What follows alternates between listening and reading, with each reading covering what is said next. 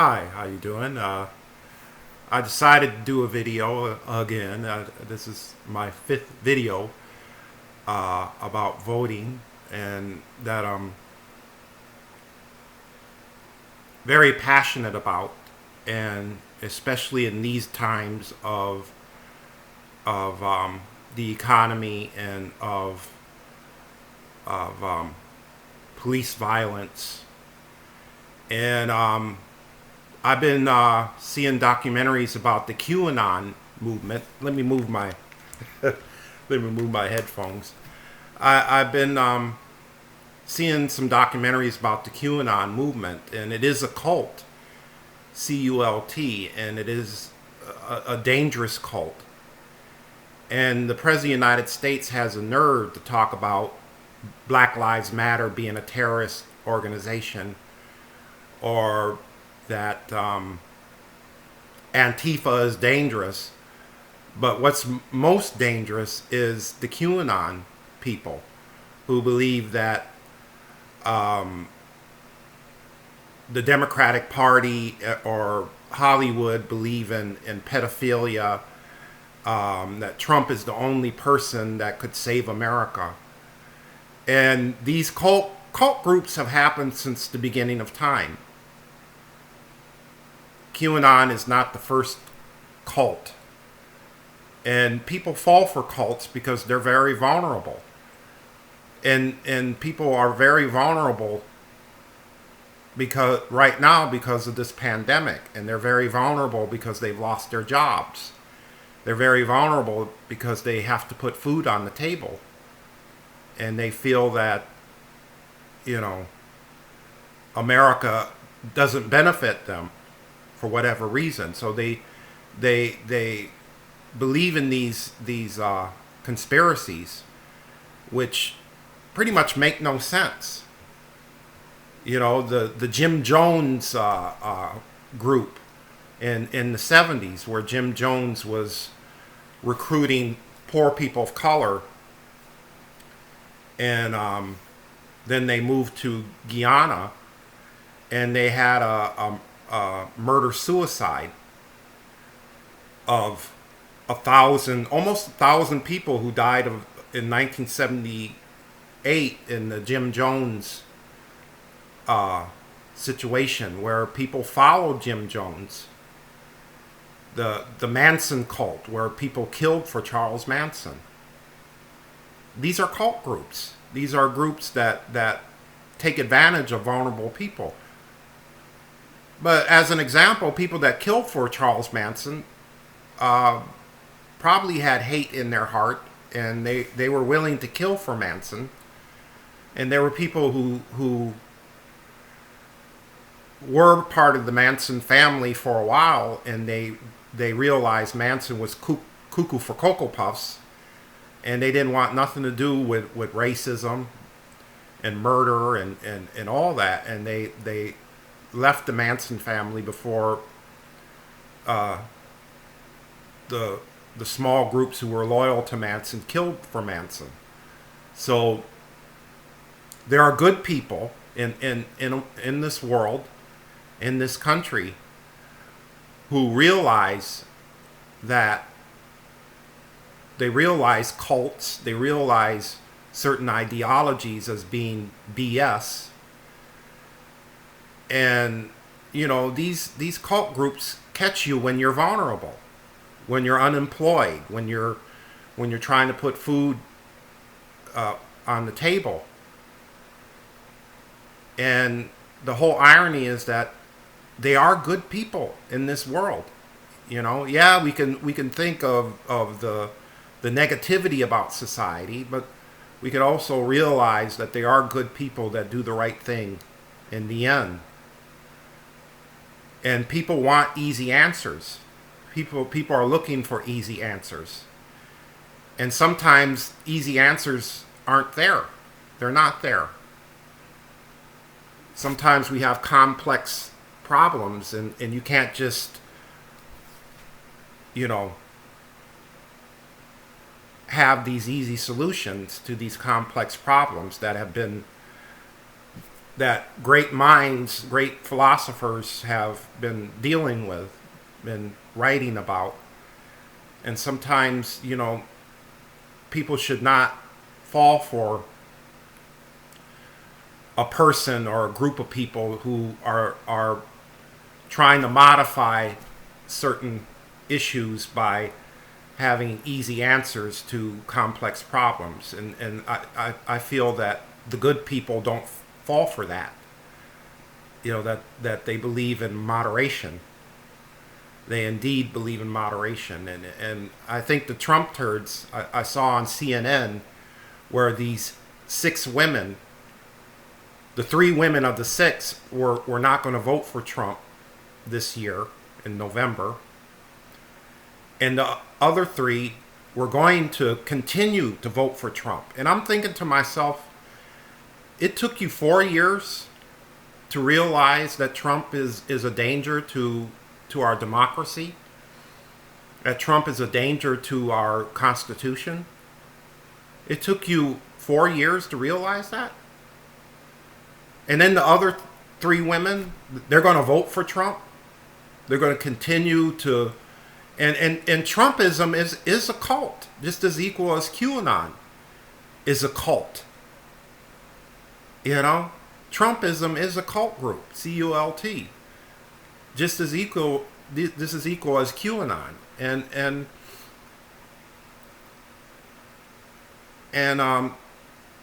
I was rather weary about all 6 of those women. I'm glad that the first 3 women realized that Trump is an asshole, and hopefully they won't vote for Trump, because you could say one thing and do the other. But the other 3 women were I believe in Trump, and he did the right thing during the pandemic. 188,000 people have died of this pandemic, and if Obama was president, they would have crucified Obama. They would have crucified Obama if Obama did the same thing that Trump did. They would have crucified him. A lot of these crazy people believed Obama was a Kenyan, was born in Kenya, and a Muslim, and they would have crucified Obama if Obama had to deal with Ebola, and Ebola was only a few people died of Ebola. And Joe Biden was the one that did a really good job of preventing the Ebola pandemic to spread.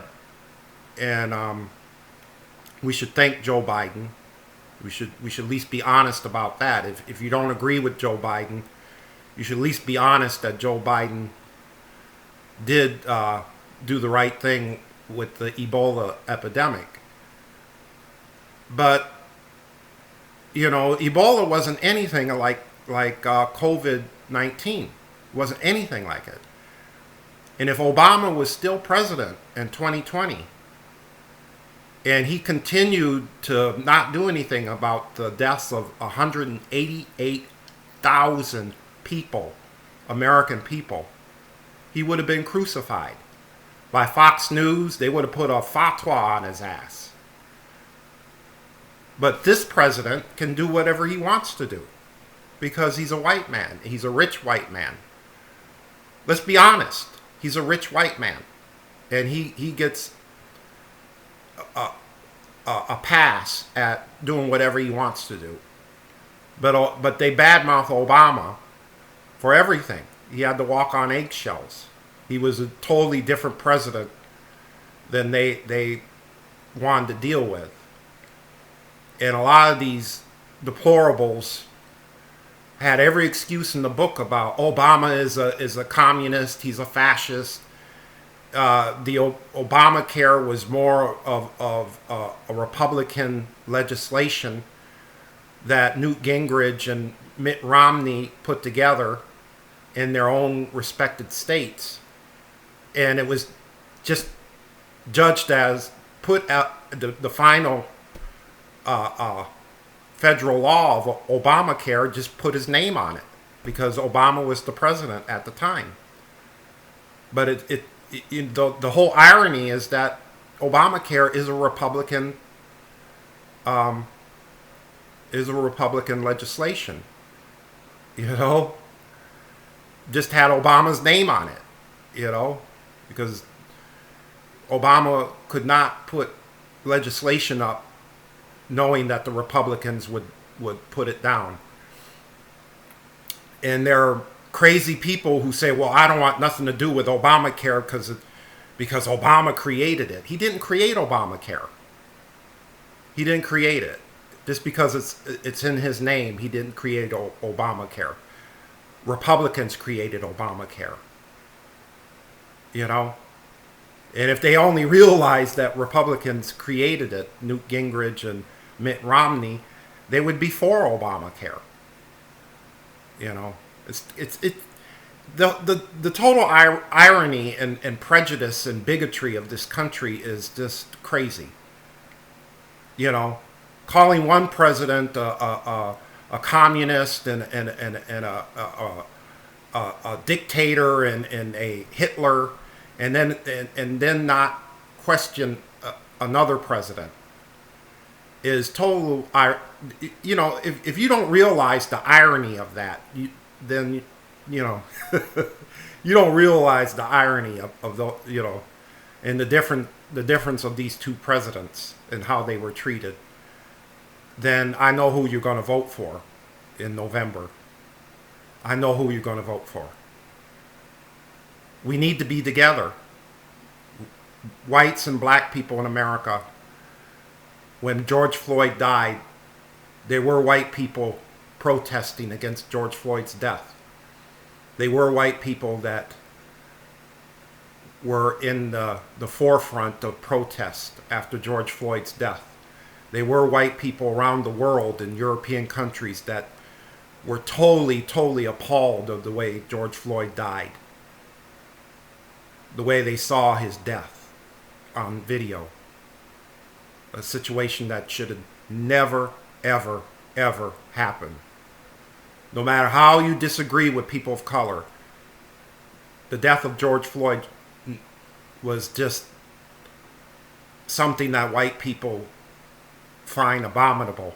The good white people find abominable. You know, I have a white mother and a black father, and I know I talk about white people a lot because as a person that comes from a mixed parentage, you know, I guess I'm seeing things differently. And I have white friends. I have actual white relatives, half brothers and sisters and cousins and uncles and aunts and so on, who are related to me. And I had to deal with them, and they had to deal with me because of the color of my skin. And I realized I could be bitter and angry about the past, the way white people treated me in my own family. But I'm not bitter. And I love everybody. I love all races. And I've observed that there are good white people. And that's who I'm betting on, is the good people. And mainly of all races. So I hope you vote in November. I just thought I would make a quick video because this country, it bothers me. It makes me weary sometimes. I don't shave, you know. I'm like Dostoevsky's The Underground Man, you know. I don't shave or anything, and because it's depressing. It's depressing what we have to deal with, but I am a optimist in many ways, and I hope you're an optimist, and I hope you can vote this clown out of office in November, and practice safe social distancing, and vote by mail or do what you need to do. I'm going to there's a drop box in the government center in the state that I live in, that I could put my ballot in the drop box in the government center, and I'm pretty sure other states have that. So be safe, and we're going to get through this as Americans. So thank you, and thank you for your time.